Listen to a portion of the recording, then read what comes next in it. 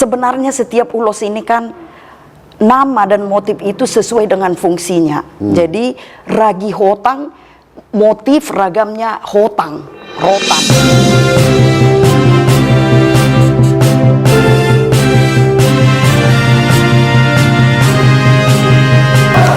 Horas, Assalamualaikum warahmatullahi wabarakatuh. Selamat sore, salam jumpa lagi dengan Bincang Lai Kirman. Songon na somal lupa sahat, tuhamu sudi pinot pernihara bata sedunia. Jolo ini tip sangga rasa bain huru-huruan, jolo sinukun marga asa binoto partuturan. Saya Wong Jowo, ya, Sukirman.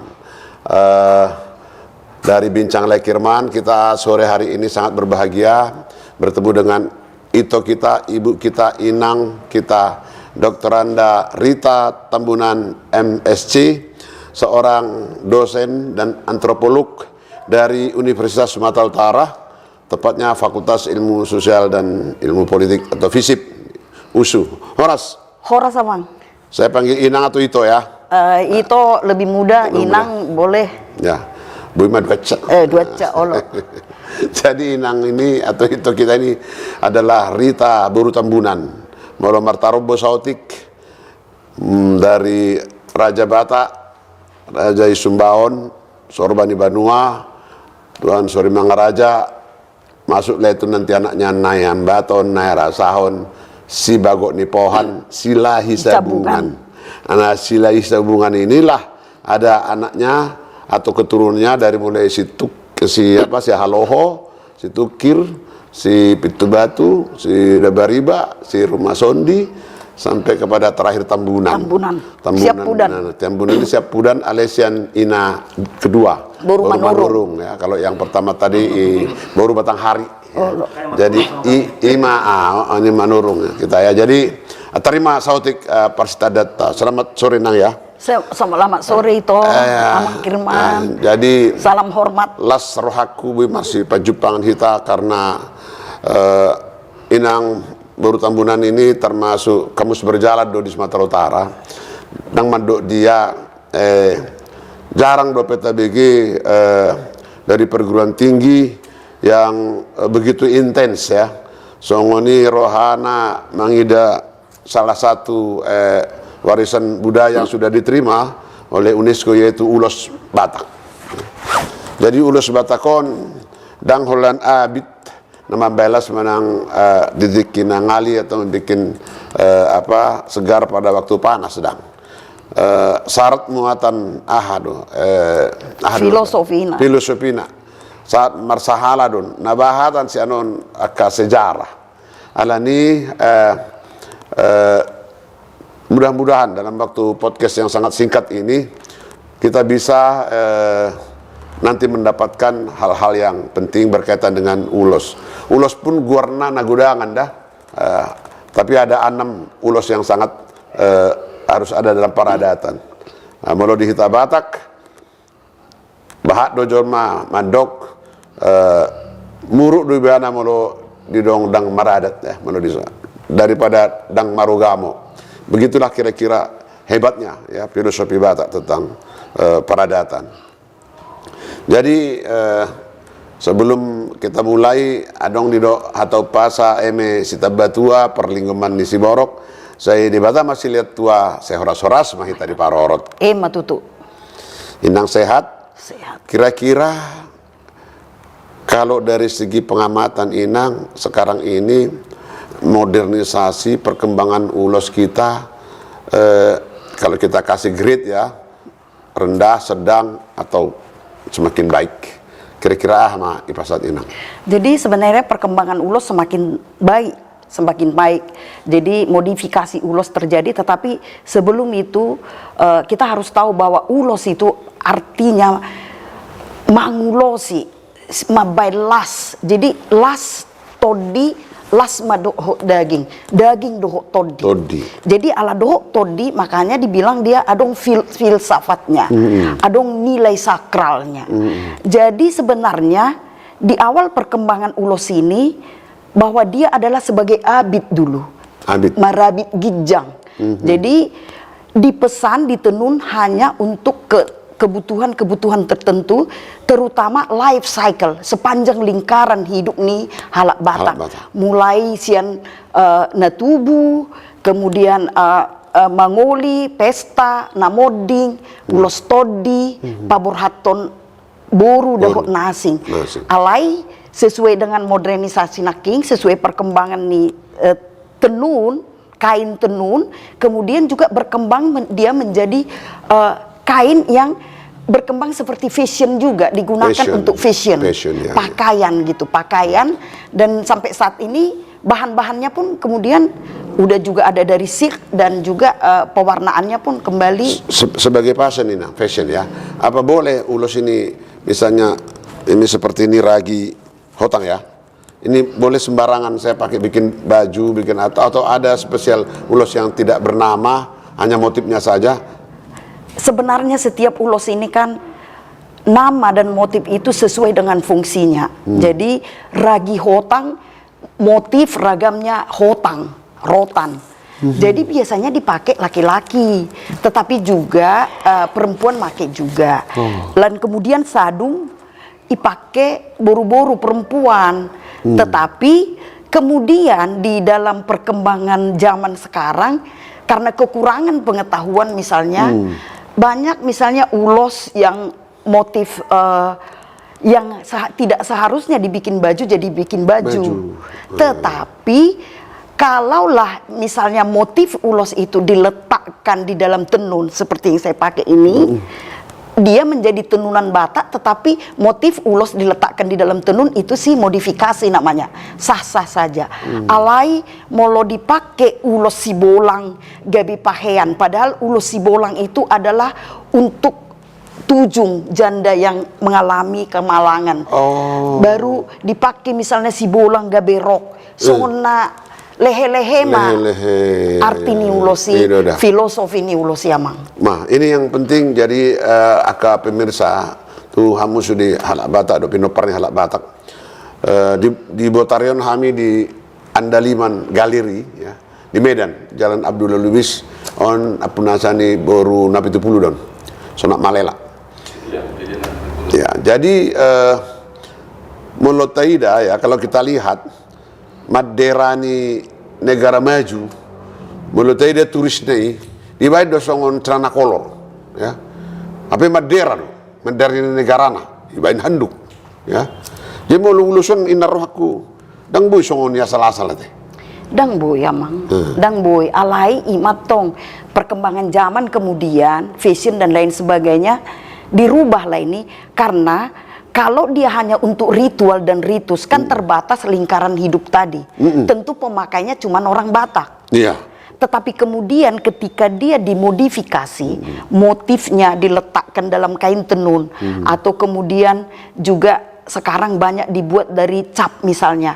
Kita juga nggak bisa menghambat. Tetapi pengetahuan orang Batak tentang ini maunya untuk life cycle itu tadi. Dia do ulos namar situhu, dia do ulos tu suhut, dia do ulos selianon tuhela, mana yang penutup batang dan lain sebagainya, molomoding, karena ulos adalah atribut budaya orang Batak. Jadi setiap ritual selalu ada peletakan di mana konteksnya ya. Di mana konteksnya amang. Dan asal ulos saya dipakai di namoding di na mambe pasu-pasu. Iya, jadi mau hulianon tu amang ngalehe-lehe ala ulus ni buru-buru don. Alai mau ulosi basanga ma. Mau suhut amang haduan martodong tu Halak Batak babui mama make ulos pinucan aka ulos na lebih berstatus ibana. Tetapi memang banyak juga motif-motif ulos sekarang yang tidak lagi nampak gitu kan, tidak ditenun. Molo sian perkembangan di Halak Batak itu kan diukur dari Tarombo ya. Iya. Walaupun Tarombo itu adalah mitologi ya. Iya. Tapi Raja Batak itu kalau diukur dari Tarombo memang baru 1200 tahun 1200-an. Itu mau dihitung dari nomor sudut.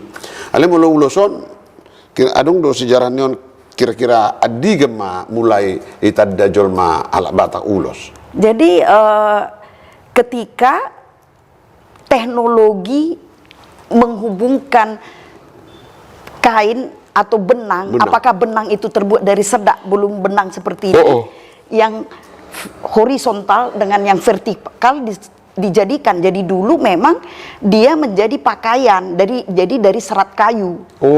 Dari serat kayu. Jadi artinya sejak kapan tenun itu ada? Sejak peradaban manusia orang Batak itu ada. Jadi si palas daging. Jadi mulailah dikenal serat. Ada perkembangan teknologi, mulailah dia perkembangan serat. Lalu kemudian di perkembangan selanjutnya mulailah ada sejarahnya, misalnya masuklah alat tenun dan dengan India misalnya. Karena sampai sekarang dari India juga benang. Beberapa kali saya se-India juga melihat produksi kapas yang sangat luar biasa. Di era fashion kemudian mulailah ada motif ini.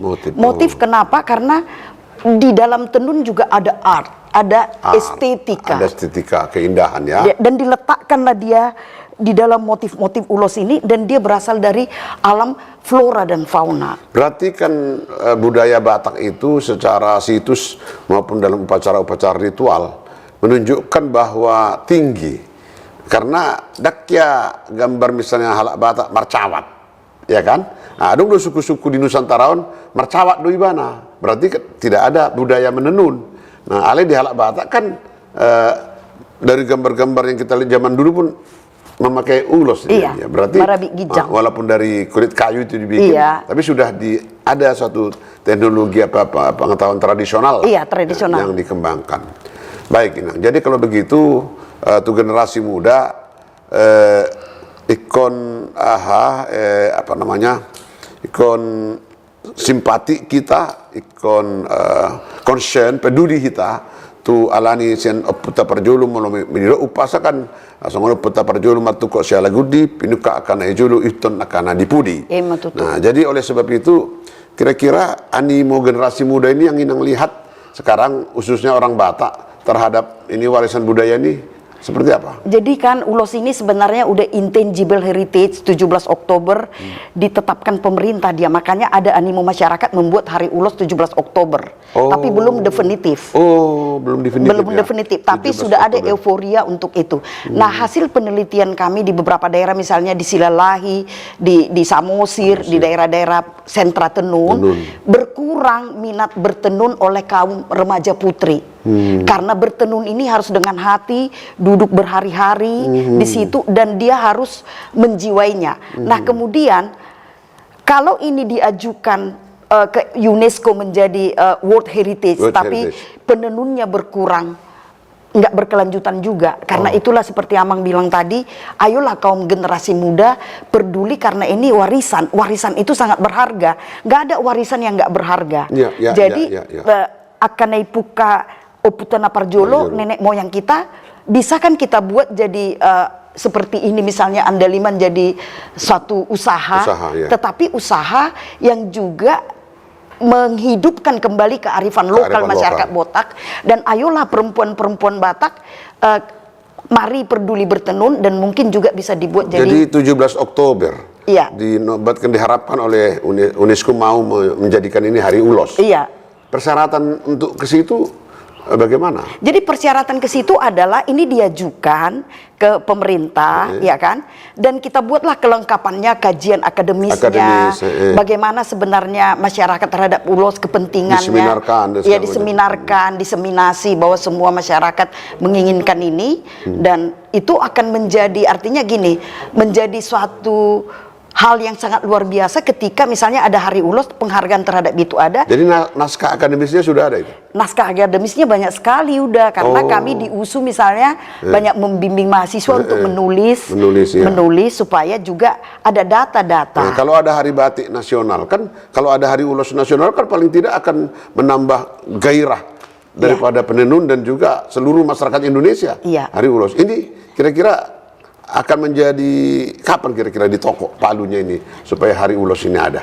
Kita support, Amang, kita usahakan ini, karena yang membuat ini menjadi hari yang definitif dan diakui adalah ketika bukan Sukirman sebagai yang bukan Batak, tetapi adalah orang-orang yang peduli dengan kebudayaan, karena aspek kebudayaan itu katanya perlu diinventarisasi, perlu dilindungi dan dimanfaatkan untuk kesejahteraan pemiliknya. Jadi perlu ada advokasi ya. Advokasi dan kerja bersama ya. dan juga ada dukungan pemerintah.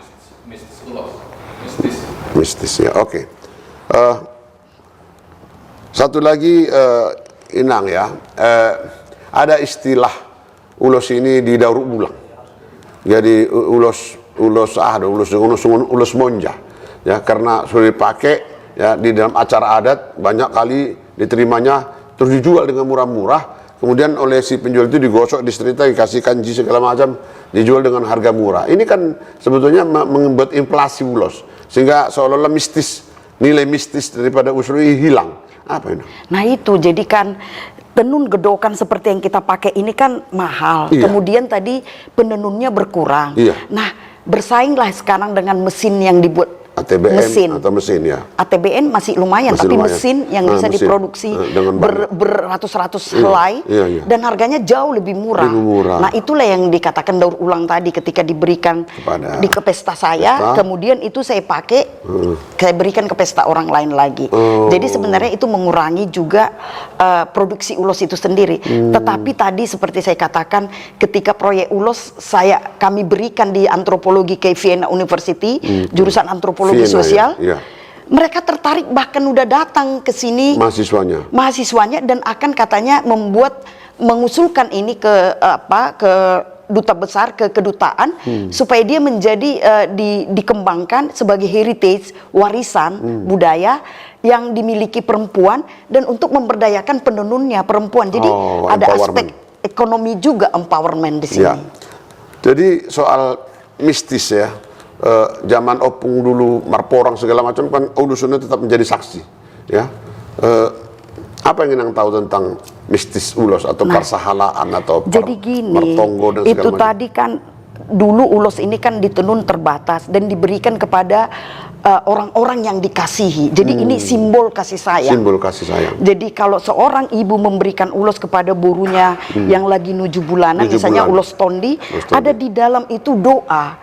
Doa sebenarnya bukan ulos ini yang dianggap berkekuatan, tetapi melalui media ini didoakanlah agar burunya itu, putrinya itu dalam keadaan sehat-sehat. Lalu ketika berperang juga akan diberikanlah ulos kepada anaknya. Artinya ketika kita menghargai ini dari orang tua, maka lastodini nama make.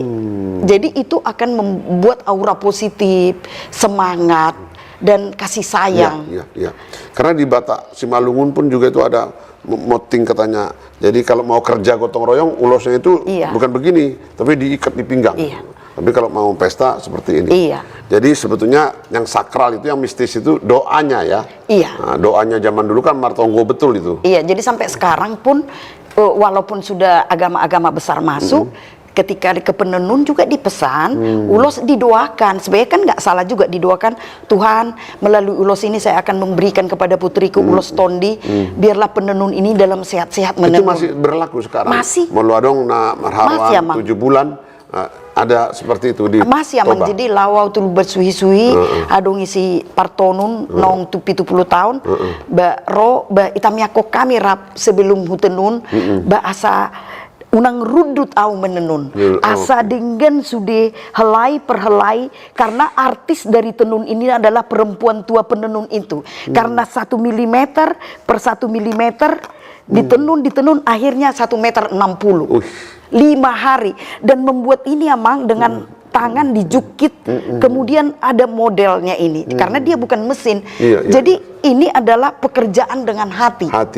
Kalau hatinya rundut, susah ini akan terputus-putus. Las niroha teh. Ikon las roha, yas roha. Jadi pembuatnya las rohanya, ketika kita memberi juga do si panganon deke, do ikon ai si tiu-tiu, gebe tiu ma pacarian. Tio mah kesehatan sudi, lancar mas sudi. Jadi Tuhamu akan naposo pino parne halak Batak ya. Ikon rekod dohamu marsiajar ya. Parsiajari hamu filosofi ini uloson. Alana dang holan palas badan ada tondi. Tondi ini kan nggak kelihatan ini kan. Tondi ini kan soul kita ya untuk orang Batak. Sudido ditikin aja dulu dalam kehidupan mulai sian tubuh sampai hama mate ini tetap menjadi saksi hidup yang disakralkan oleh orang Batak ya. Saya kira apa kira-kira pesan daripada Inang dalam rangka women empowerment, katanya bulan Juli yang akan datang ini ada Women 20, ada 20 istri kepala negara akan ke Danau Toba. Kira-kira apa yang harus dipersiapkan oleh para pengrajin, para pedagang, para galeri-galeri seperti ini agar ulos ini semakin mendunia. Iya, jadi ulos kan tadi kan intangible heritage, jadi warisan budaya tak benda, dan dia di kebanyakan Indonesia sebagai penghasil tenun yang besar, bahwa sebenarnya yang berkepentingan dan yang melakukan produk tenun itu adalah kebanyakan perempuan. Iya. Nah, jadi bisalah kita katakan ini mau kita bawakan menjadi World Heritage ke UNESCO, tetapi yang penting adalah bagaimana kita memberdayakan para perempuan supaya mereka berkelanjutan, dan ketika para penenun pembuat handicraft berkelanjutan, maka ekonomi rumah tangga para penenun di pedesaan terutama juga bisa, dan kemudian dia kan bisa menjadi usaha pemasaran di kota. Jadi ada saling relasi untuk mengembangkan perekonomian kita gitu, terutama perempuan yang berkepentingan untuk ekonomi keluarganya. Jadi membangun ekonomi keluarga dengan mensupport juga penghasilan keluarga. Baik, jadi kita harapkan lembaga-lembaga organisasi yang berkaitan dengan handicraft, lembaga-lembaga organisasi peradatan di Batak ini saling bahu-membahu sehingga Hari Ulos Nasional itu akan ada ya. Juga lembaga-lembaga seperti Komite Seni Budaya Nusantara ya, ini juga akan melakukan advokasi agar W20 Women 20 yang tajuknya empowerment untuk perempuan ini akan teraktualisasi pada pengrajin ulos ya. Sehingga yang regenerasi penurunnya sudah data menunjukkan sudah menurun. Iya. Ima nabuih pasat hami. Ya, di